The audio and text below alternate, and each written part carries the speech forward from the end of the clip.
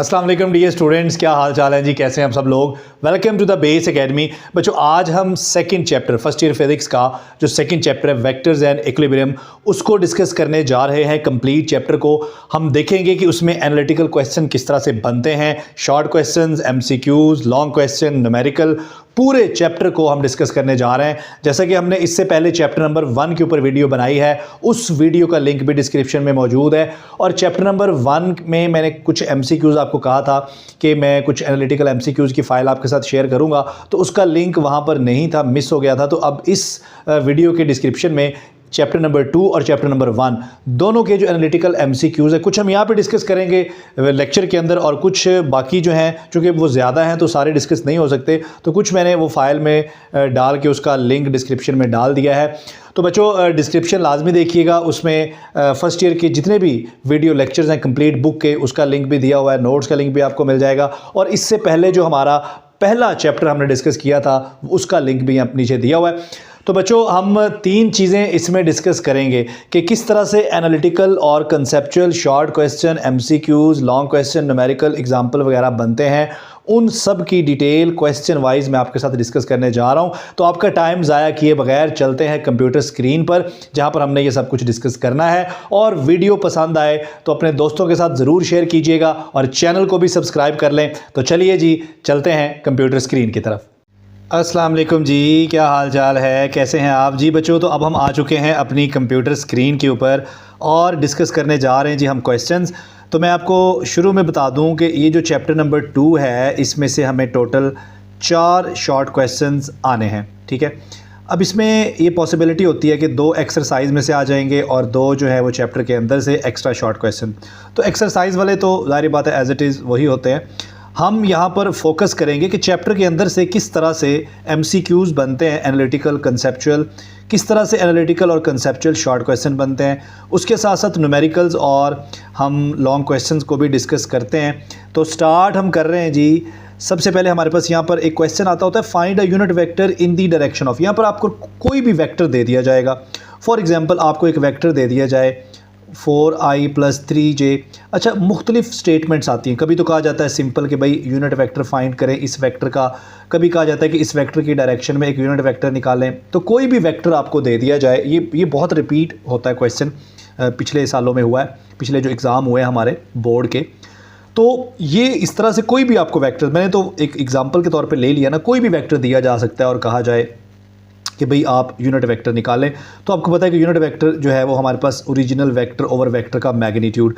तो original vector तो ये गिवन है, इसका मैग्नीट्यूड आपको पता है x कंपोनेंट का स्क्वायर आप करेंगे और प्लस y कंपोनेंट का स्क्वायर करेंगे, ठीक है जी। तो ये हमारे पास आंसर आ जाएगा 5, ठीक है। 16 + 9 25, और 25 का जब अंडर रूट लेंगे तो हमारे पास 5 आ जाएगा। तो ये 5 आ गया मैग्नीट्यूड, जो कि आपने यहाँ पुट करना है, यहाँ पे ओरिजिनल वेक्टर रखना है। तो इस तरह से आप यूनिट वेक्टर निकाल पाएंगे। उसके बाद ये क्वेश्चन भी रिपीट हुआ है, prove that vector addition is commutative, ठीक है। वेक्टर एडिशन जो है कम्यूटेटिव होती है। समटाइम इस तरह से भी क्वेश्चन पूछा जा सकता है कि prove that a + b = b + a। बच्चों अब जाहिर बात है कि इस क्वेश्चन में आप डायग्राम बनाकर ये प्रूव करेंगे, ठीक है जी। आपके पास इस तरह से वेक्टर्स हैं, ठीक है जी, वेक्टर a और यहाँ पर आपने वेक्टर b ले लेना है। तो ये डायग्राम बना के ही आप इसको प्रूव कर सकते हैं कि a + b = b + a। तो डायग्राम बना के ही आपने इसको प्रूव करना है जब पेपर में आपने इसको लिखना है। उसके बाद prove that vector subtraction is equivalent to vector addition, ठीक है। अब हमने पढ़ा है कि वेक्टर सब्ट्रैक्शन असल में एडिशन ही होता है, ठीक है। लेकिन उसमें ये होता है कि हमारे पास एक वेक्टर होता है और दूसरा जो है वो किसी वेक्टर का नेगेटिव वेक्टर होता है। तो इसको सिंप्लीफाई करें तो ये सब्ट्रैक्शन हो जाता है। तो असल में तो ये इक्विवेलेंट है एडिशन के। तो ये चीज़ प्रूव करनी है। तो बेसिकली इसमें आपने वेक्टर सब्ट्रैक्शन को डिफ़ाइन करना है और ये चीज़ आपने प्रूव करनी है। उसके बाद कुछ डेफिनेशंस, जैसा कि इक्वल वेक्टर्स की डेफिनेशन, यूनिट वेक्टर की डेफिनेशन, नल वेक्टर की डेफिनेशन, पोजीशन वेक्टर की डेफिनेशन। अच्छा, पोजीशन वेक्टर समटाइम इस तरह का क्वेश्चन आ जाता है कि जी पोजीशन वेक्टर को डिफ़ाइन करें और बताएं कि 3 डायमेंशन में हम पोजीशन वेक्टर कैसे बनाते हैं, या पोजीशन वेक्टर को डिफ़ाइन करें और बताएं कि 2 डायमेंशन में हम पोजीशन वेक्टर कैसे बनाते हैं, ठीक है। या क्वेश्चन इस तरह से आता है कि हम null vector how can we obtain a null vector, हमें नल वेक्टर कैसे हासिल होता है। सिंपल डेफिनेशन के अलावा इस तरह से भी पूछा जा सकता है, थोड़ा उसको एनालिटिकल बना के कि हमें नल वेक्टर किस तरह से हासिल होता है, how we obtain a null vector. ठीक है, इसी तरह से यूनिट वेक्टर की जब आप डेफिनेशन करेंगे तो यूनिट वेक्टर की डेफिनेशन के साथ आप उसका जो फार्मूला है वो भी लिखें, डायग्राम वहाँ पर बनती है तो वो भी बना दें, कुछ एग्जांपल भी दे दें। तो जब डेफिनेशन आए तो उसको अच्छी तरीके से आप किया करें, क्योंकि 2 नंबर की डेफिनेशन आती है तो उसमें ज़्यादा से ज़्यादा 1-2 चीज़ें ही पूछी जाती हैं। अच्छा जी, ये हो गया हमारे पास। उसके बाद चलते हैं जी आगे, व्हाट आर रेक्टेंगुलर कंपोनेंट्स। ठीक है, रेक्टेंगुलर कंपोनेंट्स आपको पता है एक्स कंपोनेंट, वाई कंपोनेंट, इसको डिफ़ाइन करना है। और सम टाइम क्वेश्चन इस तरह से आता है कि आपको एक वेक्टर दे दिया जाता है कि जी हमारे पास एक वेक्टर ए है, ये उसकी वैल्यू है उस वेक्टर की, और वो एंगल थीटा कुछ बना रहा है जी एक्स एक्सिस के साथ, तो आप उसके एक्स और वाई कंपोनेंट फाइंड करें। तो वहाँ पर आपने एक्स और वाई कंपोनेंट फाइंड करने हैं। इस तरह का क्वेश्चन भी बना के दिया जा सकता है, ये नीचे मैंने लिखा भी है, find magnitude of X and Y component. तो सम टाइम ऐसा भी होता है कि वो एक वेक्टर दे देते हैं और वो आपसे कहेंगे जी, फॉर एग्जाम्पल मैं कहता हूँ जी ये मेरे पास एक वेक्टर है A which is equal to 3i + 2j। ठीक है, ये मेरे पास एक वेक्टर है। अब कहा जाएगी जी आप इसका x कंपोनेंट और y कंपोनेंट निकाल लें, तो x कंपोनेंट इसका ax होगा which will be equal to a cos theta. ठीक है, अब यहाँ पर आपको 2 चीज़ें चाहिए, थीटा चाहिए वो भी गिवन है, और मैग्नीट्यूड चाहिए a का, तो यहाँ से आप मैग्नीट्यूड निकाल सकते हैं। इसी तरह से आपने y कंपोनेंट निकालना है। या सम टाइम ऐसा भी होगा कि वो आपको कहेंगे कि जी एक वेक्टर है तो उसका जो x कंपोनेंट है वो ये है, यानी कि आपको x कंपोनेंट दे दिया जाएगा। अब x कंपोनेंट भी दे दिया जाएगा और थीटा भी दे दिया जाएगा, और कहा जाएगा जी कि आप उससे वेक्टर का मैग्नीट्यूड निकालें। तो ये देखें, ax अगर दिया हो, थीटा भी दिया हो, तो आप वेक्टर का मैग्नीट्यूड वहाँ से निकाल सकते हैं। तो इस तरह के क्वेश्चन भी बनाए जा सकते हैं। उसके बाद सिंपल कंपोनेंट क्या होता है एक वेक्टर का, वो भी डेफिनेशन आ सकती है। उसके बाद जी स्टेप्स ऑफ वेक्टर एडिशन। अच्छा, ये कौन से स्टेप हैं? जब आपने vector addition by rectangular component लिखा था, ठीक है, तो वहाँ पर एंड पे जो 4-5 स्टेप आते हैं उन स्टेप को लिखना है एज अ शॉर्ट क्वेश्चन। अच्छा, सम टाइम ये भी हो सकता है कि वो आपको कोई वेक्टर दे दें a = 2i - j और कहेंगे जी इसका मैग्नीट्यूड निकाल के दिखाएं, सिंपल मैग्नीट्यूड निकाल के दिखाएं, या इसकी ओरिएंटेशन निकाल के दिखाएं। ओरिएंटेशन का मतलब होता है कि आपने थीटा फाइंड करना है, और थीटा = tan इनवर्स ay/ax। तो थीटा = tan इनवर्स ay जो है यहाँ पर हमारे पास -1 है और ax जो है वो 2 है। तो इस तरह के क्वेश्चन भी बनाकर न्यूमेरिकल, क्योंकि एनालिटिकल का मतलब होता है कि उसमें कुछ न्यूमेरिकल अप्रोच भी शामिल होती है। अच्छा जी, उसके बाद हमारे पास आ गया जी find orientation of a vector. ये ओरिएंटेशन से मुराद एंगल ही है, ये मैंने आपको निकाल के दिखाया है। उसके बाद फाइंड एंगल बिटवीन 2 वेक्टर्स। आपको 2 वेक्टर दे दिए जाएँ जी, ये वेक्टर ए है और ये आपका वेक्टर बी है, इनके दरमियान एंगल निकाल लें। तो आपने निकाला हुआ theta = cos inverse a.b/a magnitude b magnitude, इस तरह से करके आप एंगल निकाल सकते हैं। अच्छा, उसके बाद हमारे पास फाइंड a.b एंड a×b। 2 आपको वेक्टर्स दे दिए गए और कहा गया कि आप a.b निकाल लें, या इस तरह से भी पूछा जा सकता है कि a.b का मैग्नीट्यूड निकाल लें, या इस तरह से भी हो सकता है कि वो कहें भाई 2 वेक्टर आपको दे दिए, आप a×b का मैग्नीट्यूड निकालें। तो पहले आपने उनका क्रॉस प्रोडक्ट लेना है, क्रॉस प्रोडक्ट का जो भी आंसर आएगा आपने उसका मैग्नीट्यूड निकालना है। क्लियर हो गया? तो इस तरह से करके आपसे क्वेश्चन पूछा जा सकता है। अच्छा, उसके बाद एनी 2 करैक्टरिस्टिक्स। ठीक है जी, ये करैक्टरिस्टिक्स किसकी बात हो रही है जी? ये करैक्टरिस्टिक किसकी बात हो रही है जी? डॉट प्रोडक्ट और क्रॉस प्रोडक्ट। आपने पढ़ा डॉट प्रोडक्ट और क्रॉस प्रोडक्ट, और उसकी आपने 4-4, 5-5 करैक्टरिस्टिक्स भी पढ़ी। तो उनमें से कोई 2 पेपर में आ सकती हैं एज अ शॉर्ट क्वेश्चन, या एक भी आ सकती है। सम टाइम वो कहते हैं इस तरह के क्वेश्चन बना देते हैं जी कि प्रूव दैट, ठीक है जी, prove that the product, prove that self product, यानी कि a.a = a²।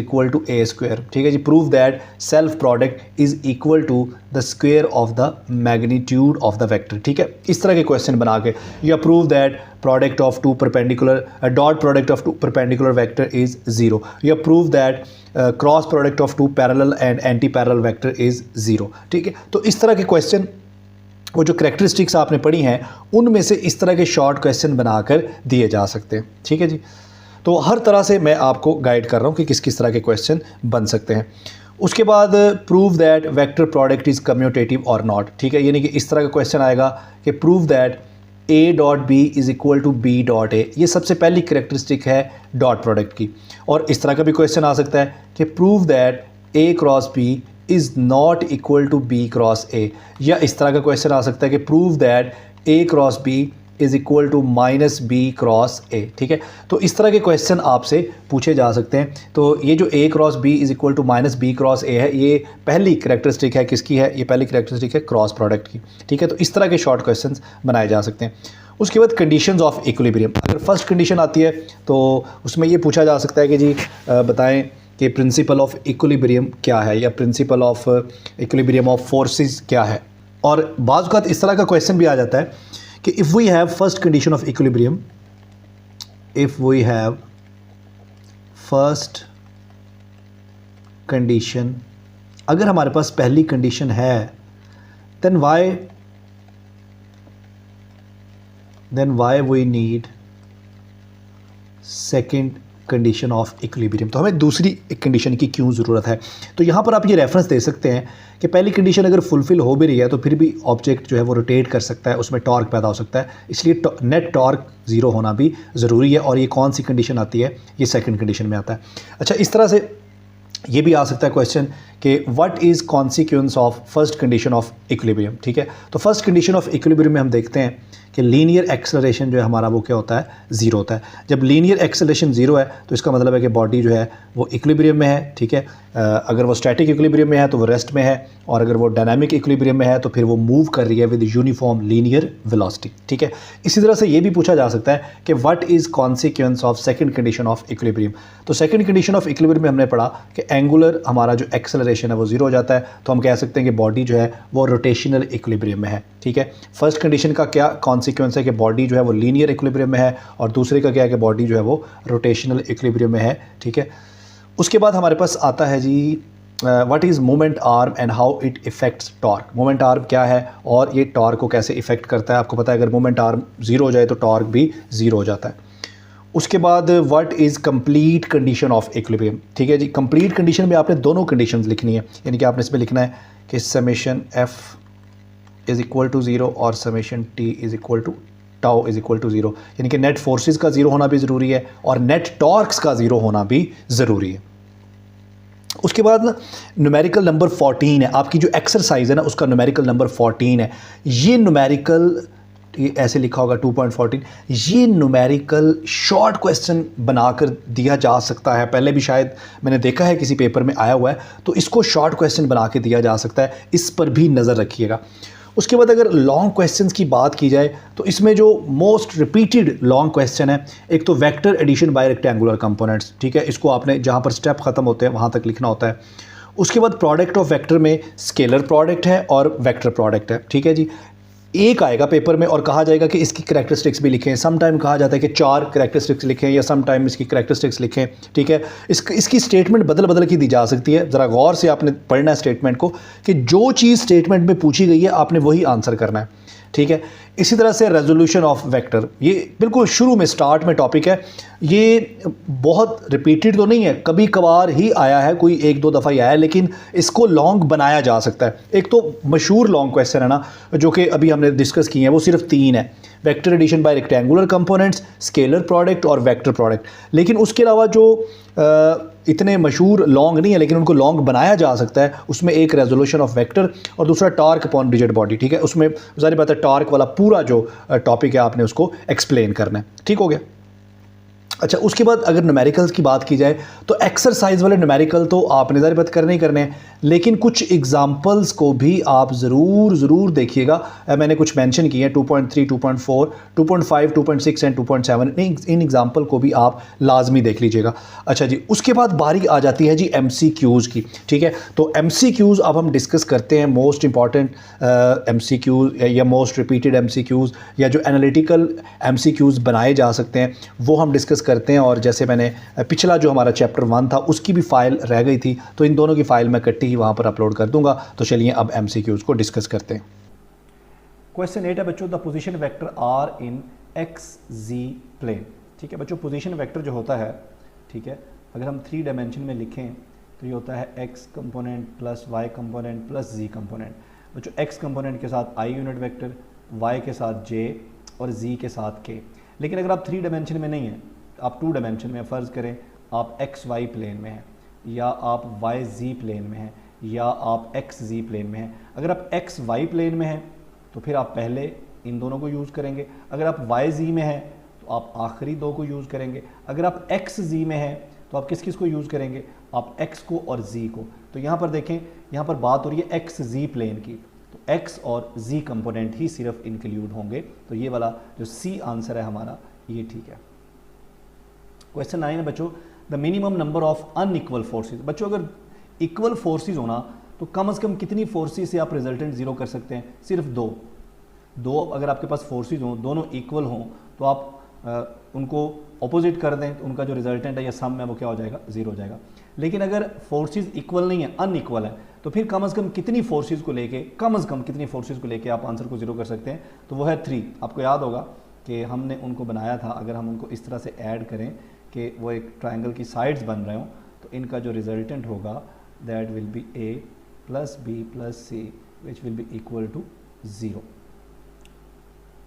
उसके बाद है बच्चों, a force of 10 newton is acting along X axis. ठीक है बच्चों, ये देखें, ये हमारा एक्स एक्सिस है और ये हमारा वाई एक्सिस है।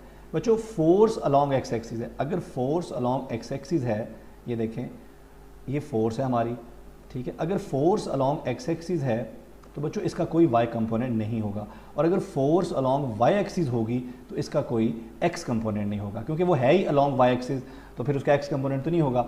एक्स और वाई कंपोनेंट दोनों उस वक्त होंगे जब हमारी फोर्स एक्स वाई प्लेन के दरमियान, एक्स वाई प्लेन के अंदर हो और एक्स एक्सिस के साथ या वाई एक्सिस के साथ वो एंगल थीटा बना रही हो। इस सूरत में उसके दोनों कंपोनेंट होंगे, एक्स भी होगा वाई भी होगा। लेकिन अगर फोर्स किसी एक एक्सिस के पैरेलल है तो उसका दूसरा कंपोनेंट क्या होगा, जीरो। यानी कि फोर्स एक्स एक्सिस के पैरेलल है, इस सूरत में एफ वाई जीरो हो जाएगा, और अगर फोर्स वाई एक्सिस में है तो इस सूरत में एफ एक्स जीरो हो जाएगा। अब यहाँ पर फोर्स अलॉन्ग एक्स एक्सिस है तो उसका वाई कंपोनेंट क्या हो जाएगा बच्चों, जीरो हो जाएगा। क्वेश्चन नंबर 11 है, हमें एक वेक्टर दिया गया है और इसका हमने मैग्नीट्यूड निकालना है। बच्चों आपको पता है किसी भी वेक्टर का मैग्नीट्यूड निकालने का तरीका बहुत ही आसान है। हम उसके जो कंपोनेंट हैं उनका मैग्नीट्यूड लेके उसका स्क्वायर लेंगे। एक्स कंपोनेंट का मैग्नीट्यूड बच्चों क्या है, 2 का स्क्वायर, प्लस वाई कंपोनेंट जे है, जे के साथ कुछ भी नहीं है तो 1 होगा, और प्लस जी कंपोनेंट हमारे पास है k, इसका मैग्नीट्यूड क्या है, ये भी 2 का स्क्वायर है। बच्चों 2 का स्क्वायर 4, 2 का स्क्वायर 4, 4 और 4 कितना हो जाएगा, ये देखें जी, ये हमारे पास आ जाएगा 2 का स्क्वायर 4 प्लस ये हमारे पास क्या आ गया 1 प्लस 2 का स्क्वायर हमारे पास क्या आ गया जी 4, तो 4 और 4 8, 8 और 1 कितना हो गया बच्चों 9, √9 किसके बराबर होता है जी 3 के बराबर होता है। तो ये हमारा आंसर बी जो है वो करेक्ट है। क्वेश्चन 12 है बच्चों, reverse process of vector addition. बच्चों वेक्टर एडिशन में ये होता है ना कि हम दो वेक्टर्स को ऐड करते हैं a प्लस बी और हमारे पास एक रिजल्टेंट आता है, यानी कि दो वेक्टर्स हैं, फ़र्ज़ करें मेरे पास एक वेक्टर है मेरे पास a और ये दूसरा वेक्टर है मेरे पास b, इनको मैंने हेड टू टेल रूल से जमा किया तो मेरे पास एक तीसरा वेक्टर आ गया, resultant vector which is equal to a plus B. अच्छा, अब रेजोल्यूशन ऑफ वेक्टर जो है ये क्या होता है, इसमें हमारे पास एक सिंगल वेक्टर होता है, इसको हम डिवाइड कर देते हैं इसके कंपोनेंट्स में ऐसे, ये इसका x कंपोनेंट हो गया और ये इसका y कंपोनेंट हो गया। तो रेजोल्यूशन ऑफ वेक्टर जो है ये उलट हो गया वेक्टर एडिशन के, तो ये हमारा करेक्ट आंसर है। क्वेश्चन 13 है बच्चों, हमारे पास दो वेक्टर हैं a और b, उनको जमा किया और उनका मैग्नीट्यूड लिया, फिर उनको माइनस किया और उनका मैग्नीट्यूड लिया। दोनों मैग्नीट्यूड बराबर होने चाहिए। कब बराबर होंगे, अगर इन दोनों वेक्टर्स के दरमियान एंगल क्या हो। बच्चों जब भी आपने रिजल्टेंट वेक्टर निकालना है ना, तो आपने याद रखना है कि रिजल्टेंट वेक्टर निकालने का जो एक्चुअल फार्मूला है ना, रिजल्टेंट वेक्टर के मैग्नीट्यूड का जो एक्चुअल फार्मूला हमारे पास वो ये है, a square plus B square plus 2ab cos of theta. Actual formula ये है, ठीक है। लेकिन फ़र्ज़ करें कि दो वेक्टर्स अगर परपेंडिकुलर हैं, ठीक है, ये हमारे पास a है और ये हमारे पास b है, उनके दरमियान एंगल 90 है, तो बच्चों आपको पता है कॉस 90 क्या हो जाता है 0। इस सूरत में हमारे पास जो रिजल्टेंट बचेगा वो बचेगा a square plus B square, ये पूरा फैक्टर 0 हो जाएगा क्योंकि कॉस 90 0 हो जाएगा, ठीक है। तो ये हमारे पास आ गया r। अब फ़र्ज़ करें कि हम चाहते हैं कि a प्लस बी का मैग्नीट्यूड लें, इसको आप कह दें r1, जो कि a प्लस बी के मैग्नीट्यूड के बराबर है। तो बच्चों फार्मूले के मुताबिक a square plus B square plus 2ab cos theta, और अगर हमारे पास a माइनस बी होगा तो बच्चों उस सूरत में हमारे पास क्या रह जाएगा, a square plus B square minus 2ab cos theta. हम चाहते हैं कि दोनों बराबर हों। बच्चों दोनों बराबर तब ही होंगे, ये जो +2ab cos थीटा है और ये जो -2ab ये मौजूद ना हो, क्योंकि इससे पहले देखें इसमें भी a² + b², इसमें भी a² + b², तो इसका मतलब है ये बराबर हो सकते हैं अगर ये वाला फैक्टर 0 हो जाए। ये फैक्टर तभी 0 होगा अगर cos 90 हो। अगर आप cos 90 पुट करेंगे तो उस सूरत में R1 और R2 बराबर हो जाएंगे, यानी कि a + b का मैग्नीट्यूड और a - b का मैग्नीट्यूड बराबर हो जाएगा अगर इनके दरमियान एंगल 90 हो। उसके बाद बच्चों हमारे पास है if the resultant of 2 vectors. हमारे पास 2 वेक्टर हैं बच्चों, एक है f1, ठीक है, इसका मैग्नीट्यूड और दूसरे वेक्टर का मैग्नीट्यूड वो है f2। बच्चों अगर इन दोनों का रिजल्टेंट निकालें f1 + f2 और उस रिजल्टेंट का अगर हम मैग्नीट्यूड लें तो वो मैग्नीट्यूड भी इनके बराबर ही आता है, f1 या f2 किसी एक के बराबर आप कह लें, ठीक है। इसका मतलब है f1 बराबर है f2 और इनका रिजल्टेंट भी इन सब के बराबर है। तो बच्चों अगर ये सारे बराबर हैं तो हम इन सब की जगह क्या लिख सकते हैं, f लिख सकते हैं। अभी हमें f1 और f2 के दरमियान एंगल बताना है कि क्या होगा, ठीक है। तो वही फार्मूला हमारा जो है r = a² + b² + 2ab और cos ऑफ थीटा। बच्चों अब देखें a हमारे पास क्या है, वो भी f है, b हमारे पास क्या है बच्चों, वो भी f है, +2 a भी f है, b भी f है, तो f और f क्या हो जाएगा, f² हो जाएगा इंटू cos ऑफ थीटा। बच्चों f² + f² ये हो जाएगा 2f² + 2f² cos थीटा और ऊपर इसके अंडर रूट, ठीक है। बच्चों दोनों तरफ स्क्वेयर कर लें, r की जगह भी f ही पुट कर देते हैं क्योंकि सारे बराबर हैं, इसका भी स्क्वेयर कर लें और इसका भी स्क्वेयर कर लें। ये स्क्वेयर और स्क्वेयर रूट बच्चों क्या आ जाएगा, ये कैंसिल हो जाएगा। तो हमारे पास क्या बच गया, हमारे पास बच गया f² = 2f² + 2f² और cos ऑफ थीटा। बच्चों इनमें से कॉमन निकल सकता है 2f², कॉमन निकाल लें, 1 + cos थीटा बच गया और यहाँ बच गया f²। बच्चों f² कैंसिल हो गया, यहाँ 1 बच गया, ये 2 मल्टीप्लाई हो रहा है, इधर आके डिवाइड हो जाएगा, यहाँ पे बच गया 1 + cos थीटा। ये 1 भी उधर ले जाएं तो हमारे पास जो cos थीटा है ये बराबर आ जाएगा -1/2, क्योंकि 1/2 में से जब 1 माइनस करेंगे तो आंसर -1/2 आएगा। अब यहाँ से थीटा निकालना है तो बच्चों ये होगा cos इनवर्स -1/2, तो थीटा हमारे पास क्या आ जाएगा 120 डिग्री, ठीक है। आपने इतना लंबा जो है इसको प्रोसीजर नहीं करना, आपने जस्ट इसको याद ही कर लेना, लेकिन आपको पता होना चाहिए कि अगर इससे मिलता जुलता कोई और क्वेश्चन भी आ जाए तो आप उसको सॉल्व कर सकें, ज़रूरी नहीं है कि यही आ जाए, इससे मिलता जुलता कोई और भी आ सकता है। उसके बाद हमारे पास है बच्चों if cross product of 2 vectors points along z axis. बच्चों 2 वेक्टर है हमारे पास, फ़र्ज़ करें ये हमारे पास वेक्टर a है और ये हमारे पास वेक्टर b है, ठीक है, और ये इनका जो रिजल्टेंट है r वो बच्चों अलोंग z एक्सिस है, ठीक है। आपको पता है कि क्रॉस प्रोडक्ट जो होता है उसका जो भी आंसर हो, मसलन हमने पढ़ा कि a क्रॉस b जो है ये बराबर होता है ab sin थीटा और n यूनिट वेक्टर। बच्चों a क्रॉस b का जो भी आंसर आएगा वो a और b दोनों के नॉर्मल यानी कि परपेंडिकुलर होगा। इसका मतलब है कि r जो है वो a और b दोनों के परपेंडिकुलर है, लेकिन r z एक्सिस में है, तो z एक्सिस इसका मतलब है कि a और b को कहाँ होना चाहिए, z एक्सिस। बच्चों ये हमारे पास फ़र्ज़ करें x एक्सिस है, ये हमारे पास y एक्सिस है, तो z एक्सिस जो है बच्चों z एक्सिस x और y दोनों के परपेंडिकुलर होगा। इसका मतलब है कि a और b दोनों को कहाँ होना चाहिए, इसको एक्स वाई प्लेन में होना चाहिए, तभी r z एक्सिस में होगा, क्योंकि एक्स वाई प्लेन के परपेंडिकुलर है हमारा z एक्सिस। तो इसका मतलब है कि a और b को कहाँ होना चाहिए, एक्स वाई प्लेन में होना चाहिए, तभी a और b का जो क्रॉस प्रोडक्ट है उसका जवाब इस प्लेन के परपेंडिकुलर होगा। क्वेश्चन 16 है बच्चों, 3 वेक्टर्स हैं a, b और c, सेटिस्फाई द रिलेशन। ये रिलेशन को सेटिस्फाई यानी कि a और b का डॉट प्रोडक्ट भी 0 है, a और c का डॉट प्रोडक्ट भी 0 है। इसका मतलब बच्चों डॉट प्रोडक्ट तभी 0 होता है जब 2 वेक्टर्स के दरमियान एंगल क्या होता है 90। इसका मतलब है जो a है ये b के भी परपेंडिकुलर है और a जो है वो c के भी परपेंडिकुलर है। तो इसमें से कौन सा ऑप्शन ठीक है, वेक्टर a इज पैरेलल। तो फिर वेक्टर a पैरेलल किसके होगा बच्चों, हमने कहा कि वेक्टर a जो है वो b के तो परपेंडिकुलर है इसलिए पैरेलल तो नहीं हो सकता, ये तो गलत हो गया। c के भी परपेंडिकुलर है इसलिए पैरेलल तो नहीं हो सकता, ये भी गलत हो गया। b डॉट c के भी पैरेलल नहीं हो सकता क्योंकि उसके भी तो वो परपेंडिकुलर ही है, ये भी गलत हो गया। चौथा ऑप्शन बचा है b क्रॉस c। बच्चों ये देखें, ये मेरे पास है b और ये मेरे पास है सी। अगर मैं बी और सी का क्रॉस प्रोडक्ट लूँगा, इसका जो भी आंसर आएगा वो बी के भी परपेंडिकुलर होगा और सी के भी परपेंडिकुलर होगा। तो इसका मतलब है कि हमारा जो